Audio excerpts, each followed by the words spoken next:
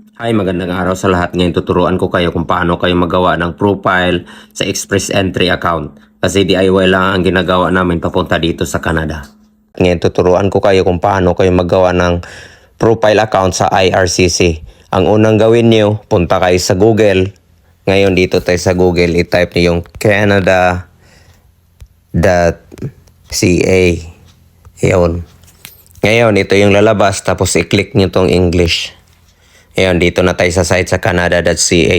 Para makagawa tayo ng profile sa IRCC, scroll down nyo yan. Punta kayo sa Immigration and Citizenship. Pag nandito na kayo, scroll down nyo ulit at hanapin nyo tong Immigrate. Pag nandito na kayo sa Immigrate, i-click nyo yan. Scroll down nyo, makita nyo tong Most Requested. Tapos, nakita nyo tong sign in to your IRCC secure account. I-click nyo yan. Tapos nandito na tayo. Scroll down nyo ulit. Tapos pag nakita nyo tong GCK, username and password, i-click nyo yan. Pag click nyo yan, mag-sign up kayo. Ito, i-click nyo tong sign up.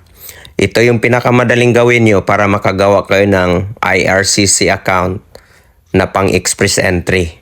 Hindi ko na to ituloy kasi may account na kami at sa isang pamilya, isang account lang. Ito yung ginagawa namin sa express entry. Nagawa kayo ng profile at lahat ng mga documents dito namin sinisend.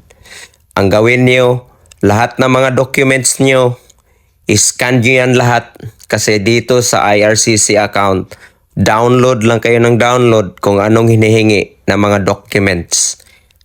Sige guys, ingat kayo and God bless. Bye-bye.